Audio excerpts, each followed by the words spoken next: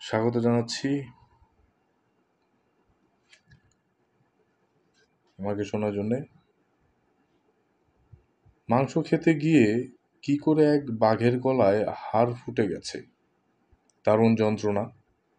সে নিজে অনেক চেষ্টা করল, কিছুতেই হাড় বের করতে পারল না।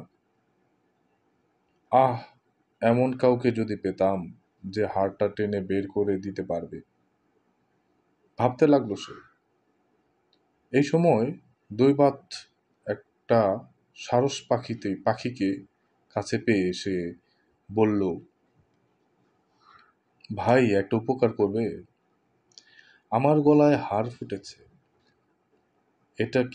এটা যদি তুমি বের করে দাও তো পুরস্কার দেব তোমায়।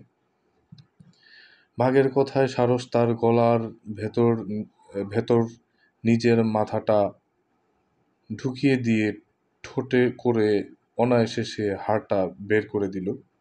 তারপর বাঘের প্রতিশ্রুতি মতো সে বলল, হাড় তো বের করে দিলাম। পৃষ্ঠা উল্টাচ্ছি, এরই মধ্যে দেখি তারপর পৃষ্ঠায় হচ্ছে কি রয়েছে। হ্যাঁ, বের করে দিলাম সেটা। এবার আমার বকশিস। বাঘ ক্রূর হাসি হেসে বলল, বাঘের মুখের ভেতর থেকে তোর মাথাটা আস্ত বের করে নিতে পেরেছিস, সেটি তো তোর পুরস্কার রে। এরপরেও আবার চাইছিস? ধন্যবাদ।